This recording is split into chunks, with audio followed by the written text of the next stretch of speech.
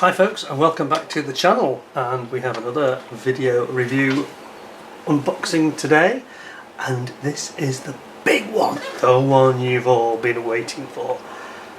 Wingnut Wings, the Red Baron. This is now a very rare kit indeed. It's the beautiful Albatros, flown by Manfred von Richthofen, the Red Baron himself. A kit that I've come into my hands not easily. It has to be said, not easily at all. I had to get it from France. It wasn't going to find anywhere in the UK. Even in Australia and New Zealand, it was fairly rare. So let's get straight into this, because this is probably one of the most sought after you can get at the moment. It says here, German ace Manfred von Richthofen was credited with 60 of his total 82 victories while flying his Albatros fighter. So 2/3 of, that's 3/4, isn't it really? 3/4 of his victories were in an Albatros. Very excellent aircraft. It was small, it was light, it was powerful, and it was very manoeuvrable, and it was super aerodynamic. And this is one of the things that made the Albatros so successful. It says, the Albatros was one of the great and most effective fighters of the Great War. Twin guns, semi-monocoque plywood fuselage, and arrived at the front in September 1916. And I think this was the biggest problem with this plane, for the Allies that is. It arrived early in the war and it was totally superior to everything else that it came up against, especially in September 1916. I mean, the planes the Royal Flying Corps and the French had were hopeless, really hopeless. And it was only when they got the SC5 and they sat with Camel that they really struck back. But anyway, you get on the side here a number of options there, because von Richthofen actually went through these like a dose of salt. I think he had 1 or 2 scrapes in them, and he also I can't look at this level. What's going on here? There we go. I'm having trouble trying to level my model. There we go. Gives you a taste of some of the different schemes that you can have. And he was constantly changing planes. He also constantly, when he did keep the plane, he would constantly change the paint scheme of the aircraft as well. And it says here, it's probably arguably the best looking of all the Albatros designs. So this is the D5 Albatros. So let's get into this box right away. Let's see what we got.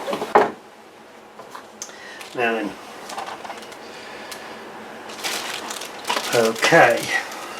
Now, as you can see straight away, I'm not going to take it out of the bag because it's quite a rare item.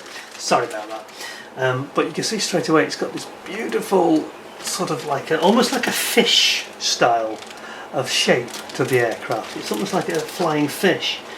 It has this beautiful, very sort of wide, quite shallow spinner for the prop, and a very distinctive plane. You know, when you see it in the sky, it's you know what it is straight away. Now this bag is open, so we'll take this one out. It's actually not been opened by me. It's actually not been sealed properly at the factory. What have we got? Well, let's have a close look as we're open. Open for business. Now then,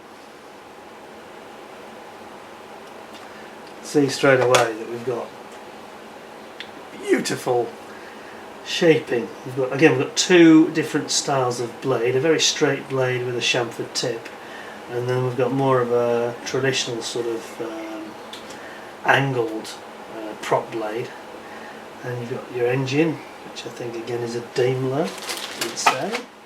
Did it tell us on the box? Let's have a quick looky.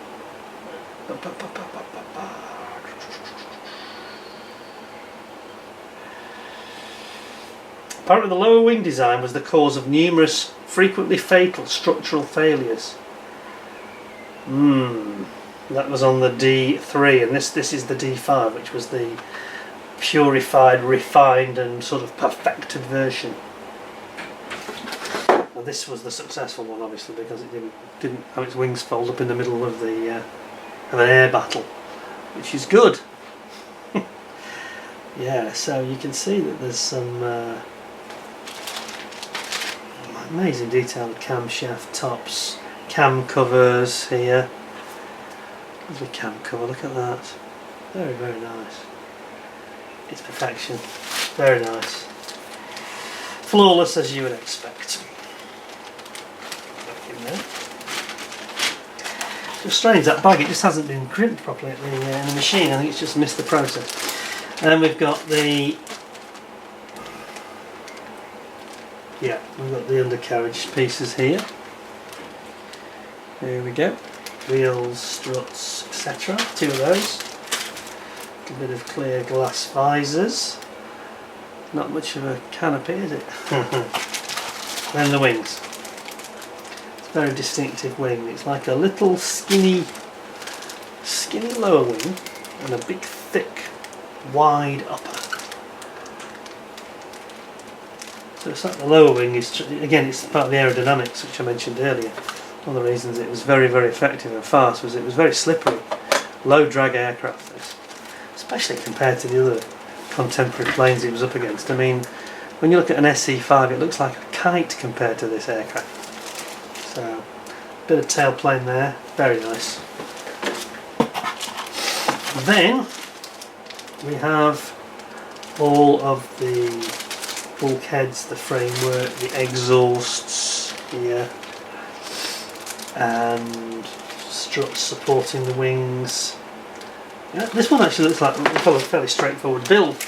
And then best of all, look at this. It's the man himself. The man himself. The Red Baron. And his beautiful resin figure that they've created. And he's holding his cap, flying cap in one hand.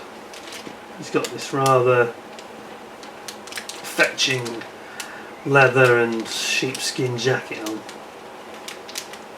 And I'll just make out his face there. It's very, very good actually. I mean, the likenesses on the faces on these are really good. I don't think I've seen better figures anyway, really. And then we have the destructions and the decals. And there's a big sheet of decals this time. It fills the box. It's huge. Look at this lot. Massive sheet of decals. All different versions, different crosses, different styles. Just looks like a very great many black crosses.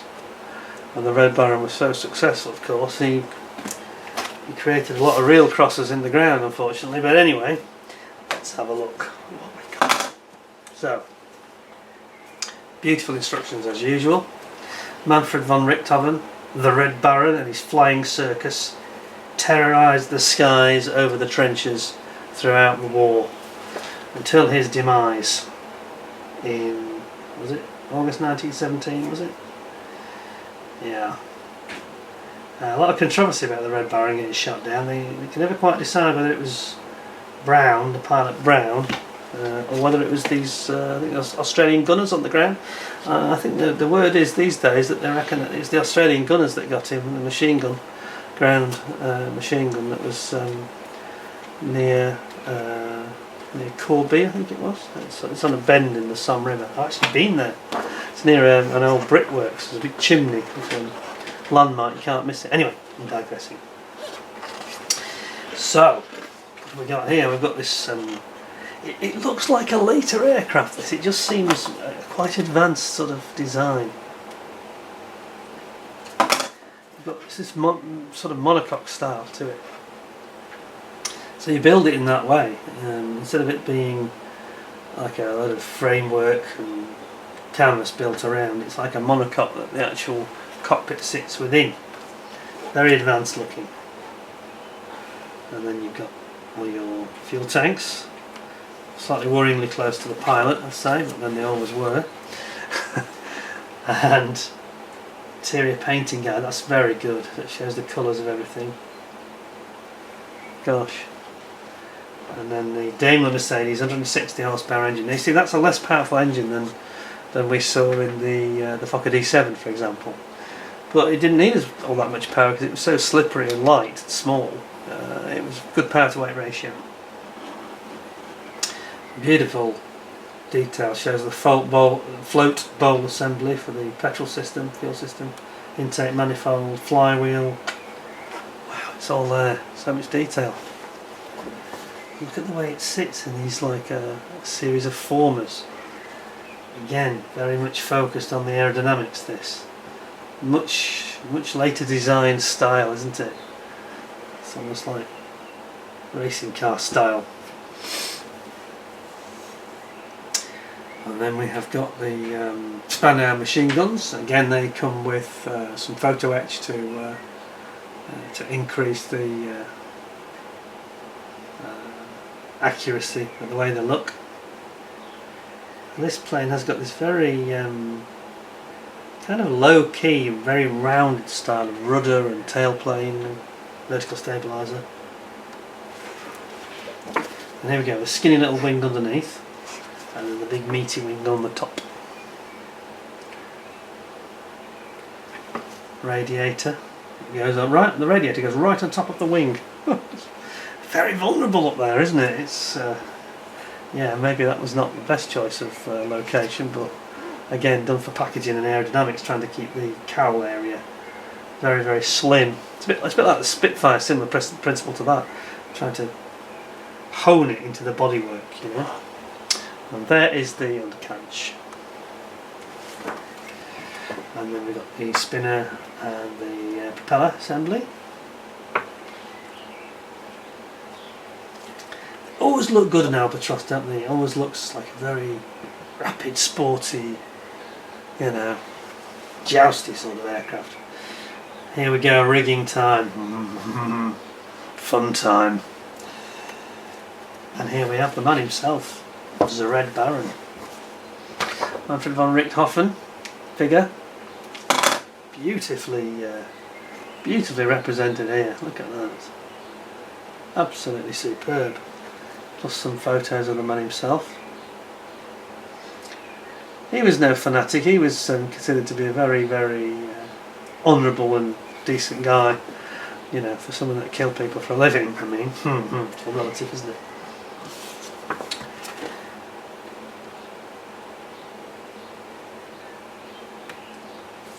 And we got the different schemes you can go for. So, just zoom you out a touch. Got this lovely red scheme, which I think is the red body from the flying circus, which was so distinctive. And of course, when people saw that, Allied aircraft would be very, very fearful and know it was a Red Baron straight away, because I think he was the only one that used to be all red in that way. Then we got the red hood, tail, and wings. And we've got natural wood body on this one. Very matte finish. This very slender tail section. It's very slippery looking, isn't it? Another option here where you've got red front and yellow back. Or how about a bit of red, yellow and green? I thought they were experimenting, wasn't it? Incredible. Some great photos as well. Got one here where they're all standing at the airfield. You can see they've actually picked out von Richthofen amongst the crowd. Very, very impressive.